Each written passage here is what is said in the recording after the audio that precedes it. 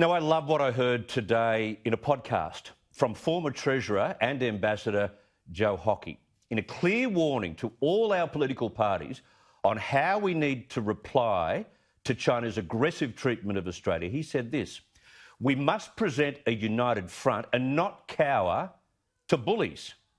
You see, depending on who you speak with, there are calls for Australia to just cop our medicine and kowtow to China because the economic benefits are great and they are at stake. Others want to give the regime the bird and create some fantasy manufacturing world here in Australia where we don't need to rely on China. Good luck with that. But there is a middle ground.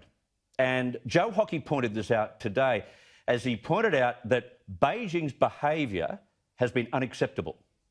The views of Beijing and the aggression of Beijing towards Australia is unacceptable, and it's so important that remain a bipartisan position in Australia, that we will not cower to bullies, no matter who it is. He said, it's important to take a nuanced position with China.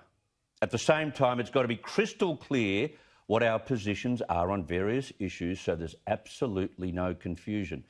All of that, very wise words from a man who's learned a lot about diplomacy and international threats as our US ambassador in Washington.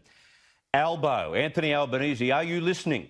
Stop sucking up and stop your parties sucking up to the Chinese and all their henchmen in Australia and get with the program. Australia should not kowtow to anyone, although we have gone a few steps in that direction with Indonesia. But that's not who Aussies are. We need to defend our honour. We need to expose their unfairness, and you can do so politely but firmly. Meanwhile, we can partly dislodge from China and look after ourselves with, to be fair, minimal level of manufacturing. That can be done while getting into the international marketplace and finding new buyers for our valuable exports has to be the next step.